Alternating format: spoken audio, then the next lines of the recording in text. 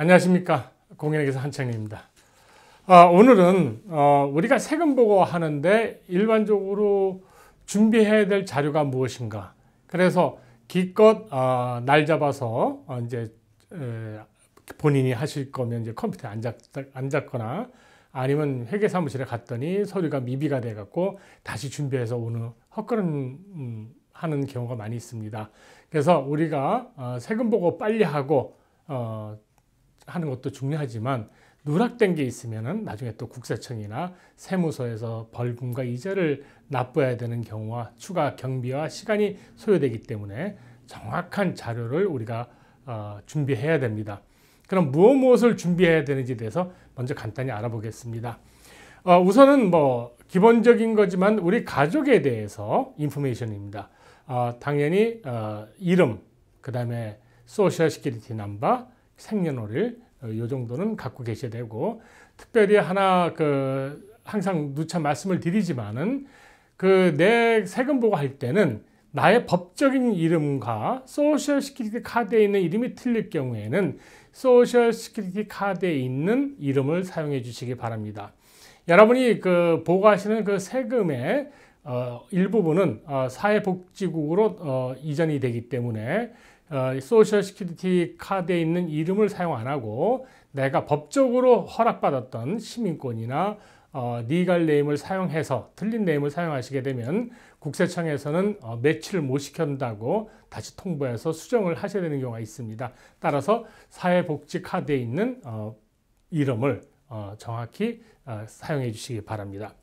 그 다음에 이제 우리가 기본적인 상식적인 얘기지만 이제 직장을 다녀서 W2 폼이 나오죠. 직장을 다니면 내가 전년도에 W2 폼을 못 받았다 그러면은 계속 고용주에게 연락하셔서 W2 폼을 원본이 아니더라도 카피나 아니면 이메일이나 팩스로 받으셔도 되겠습니다. 또 커미션 수입이 있는 경우 내가 직장을 다니면서 직원은 아니었지만 내가 어떤 독립된 계약자로서 북키핑을 했다든가 아니면 뭐 이렇게 해서 받으셨을 경우에는 1099 MISC 미셀레니어스 약자인데요. MISC 1099 폼을 받아서 그걸 세금 보고하셔야 됩니다.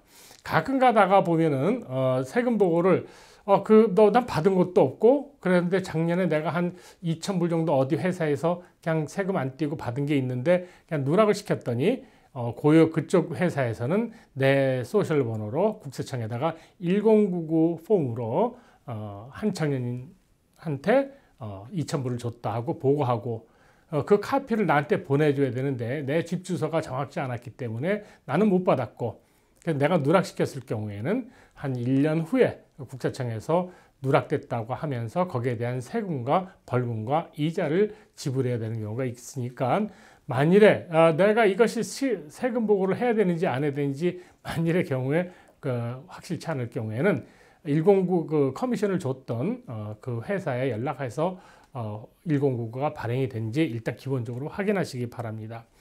그 다음에 은행 이자 수입이 있을 경우에 이제 그건 1099 INT, 인터레스트라는 양식, 1099 INT라는 양식으로 오는데 이자가 5불이나 10불 이렇게 미만일 경우는 안 오는 경우도 있습니다. 그러나 내가 그 뱅크 스테이트먼트를 보면 이자가 나와 있습니다. 거기에 맞춰서 이자를 보고해 주시면 되겠습니다.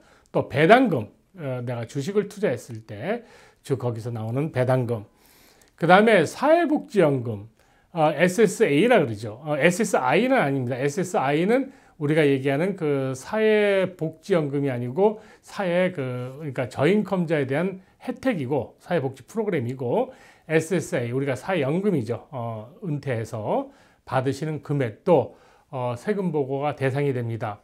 물론 세금이 낼 금액이 되기 위해서는 어느 정도 다른 수입과 합해서 몇만 불의 수입이 있어야 되지만은 일단은 그것도 세금 보고 대상이 되기 때문에 여러분들께서 미리 1년에 한 번씩 여러분들한테 날라오는 SSA 스테이트먼트, 그러니까 얼마를 받았고 파트 A, B, D를 얼마를 제했고 하는 그런 기록이 있는 양식이 있습니다.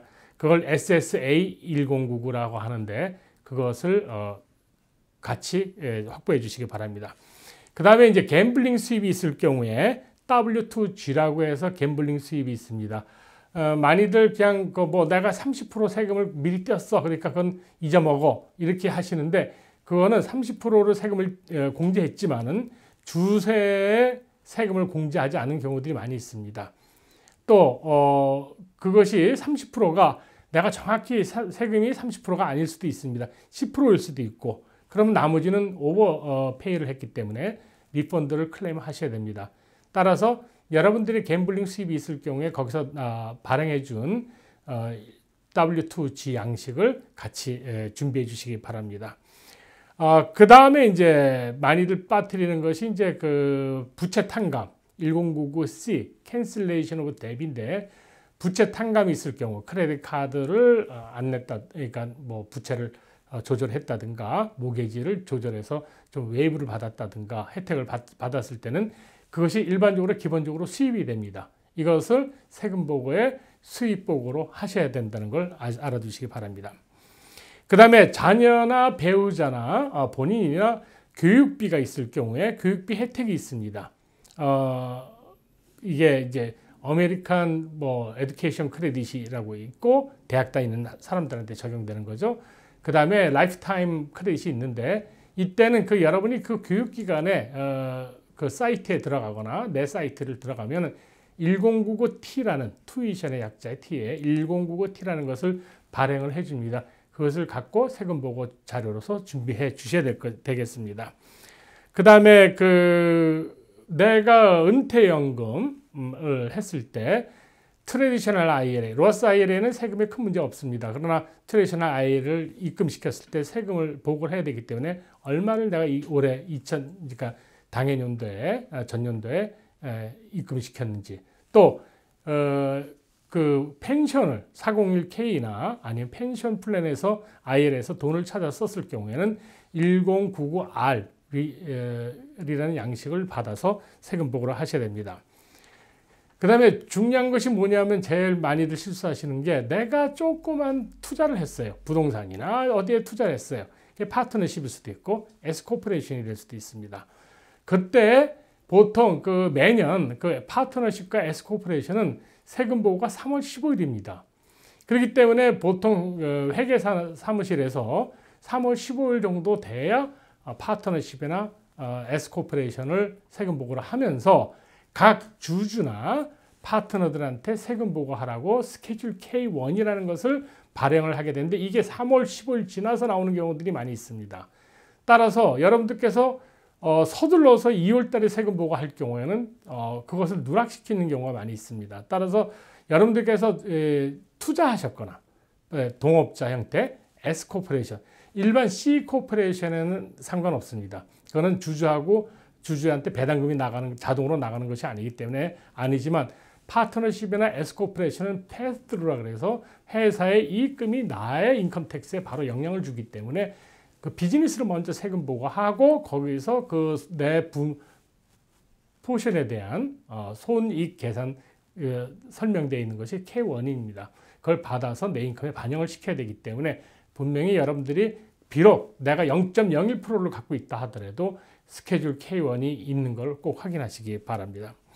그 다음에 전년도에 주식이나 부동산이나 또 요새 가상화폐, 뭐 비트코인이나 이런 것들 매매가 있었을 경우에는 잘 정리해서 보고하셔야 됩니다.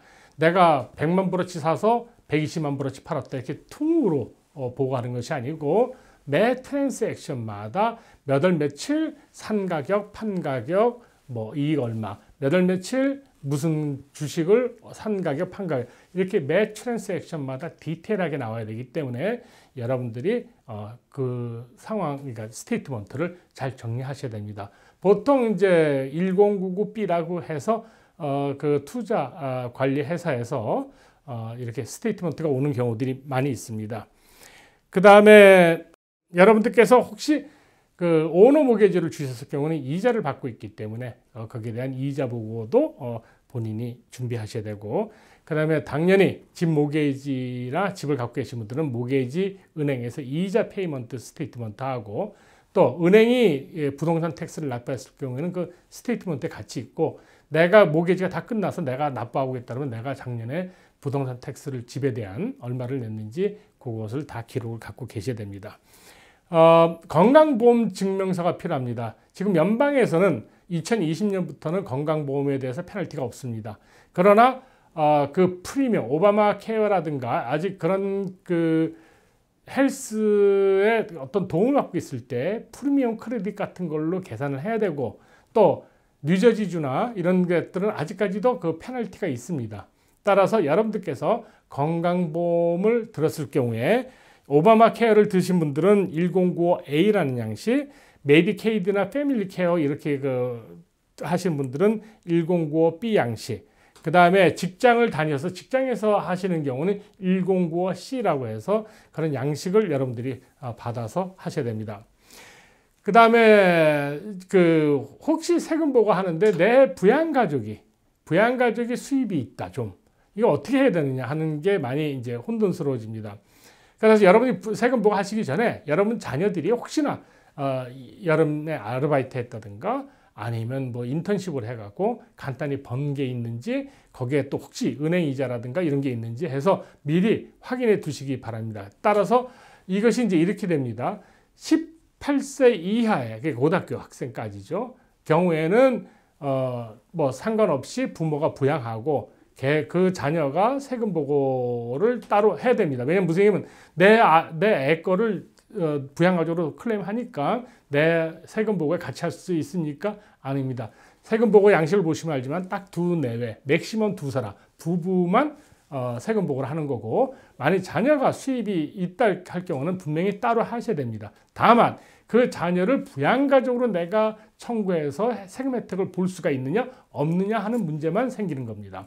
따라서 18세 이하의 학생이거나 아니면 23세 대학생이나 23세까지 대학생인 까지는 내 부양가족으로 청구할 수가 있고, 세금 보고는 따로 할 수 있지만 내가 그 자녀에 대한 모든 혜택을 내가 볼 수가 있게 됩니다. 근데 가끔 가다 보면은 자녀가 뭐 세금을 뭐 소득이 있어서, 그러니까 무슨 얘기냐면 우리 애가 하나 있는데 23살 넘었어요. 학생도 아니고. 그런데 조금 수입이 있는데 내가 많은 걸 대주고 있고 우리 집에서 같이 살고 있기 때문에 내가 부양가족으로 그러니까 클레임하겠다 했을 때 그러니까 18세 이상이거나 대학생인 경우는 23세 이상에 되는 자녀가 4,200불 이상의 소득이 있을 때는 독립 납세자로 분리가 됩니다. 그러나 그 밑에 23세 이하의 대학생이나 18세 미만의 자녀인 경우에는 4,200불이 오버가 됐어도 부모가 부양가족으로 혜택을 청구할 수 있습니다. 단 하나, 부모가 자녀 부양가족으로 혜택을 보기 위해서는 자녀가 따로 아까 말씀드렸듯이 세금 보고를 따로 해야 된다 그랬죠. 그때 필히 dependent of another, 그러니까 다른 사람이 나를 부양으로 청구하고 있다고 표시를 해 주셔야 됩니다. 그러지 않을 경우에는 그 자녀는 독립 납세자로 세금 보고한 걸로 처리가 됐기 때문에 두 번 세금 보고의 명단이 올라왔기 때문에 국세청에서 서류를 반환하는 경우가 많이 있습니다. 그 다음에 부채 탕감, 앞에서 잠깐 말씀드렸듯이 부채 탕감, 크레딧 카드라든가 아니면 그 모게지의 어떤 그 부채를 탕감받았을 경우에는 소득으로 분류가 됩니다.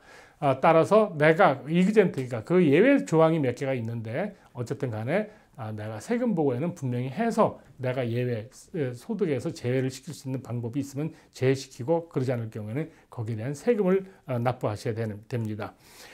그리고 잊지 말아야 될 거, 내가 해외에 10,000불 이상의 은행이나 금융구자를 갖고 있을 경우에는 페카나 에프바나 해외 금융 신고를 해야 된다는 걸 꼭 잊지 마시고, 그 다음에 요새 E-파일을 하기 때문에 여러분들이 운전면허증 앞뒤 카피가 꼭 필요합니다. 또 운전면허증이 없으신 분은 스테이트에서 주정부에서 주는 아이디 이런 것을 최소한도로 갖고 제출해 주셔야 E-파일로 전자파일로 됩니다. 그 다음에 또 하나, 내가 납부를 하던 돈을 돌려받던 내 은행으로 들어오기 때문에 여러분들이 은행에 대한 정보, 그러니까 은행에 대한 어카운트 넘버, 그 다음에 은행 이름, 그룹하고 체킹인지 세이빙인지, 그 다음에 꼭 하실 게 은행의 라우링 넘버라고 있습니다. 은행의 고유 번호인데 그 수표 체크를 보시면 제일 앞에 있는 넘버가 되겠습니다. 그 라우링 넘버라고 합니다. 은행 라우링 넘버, 은행 어카운트 넘버 이렇게 해서 제출해 주시면 되겠습니다. 이 정도만 하시면 여러분들께서는 준비가 거의 다 된 거고 여러분들께서 더 정확하고 자세히 준비하셔서 두 번, 세 번 수정 보고하거나 국세청에서 통보받는 일이 없도록 조심하셔야겠습니다. 감사합니다.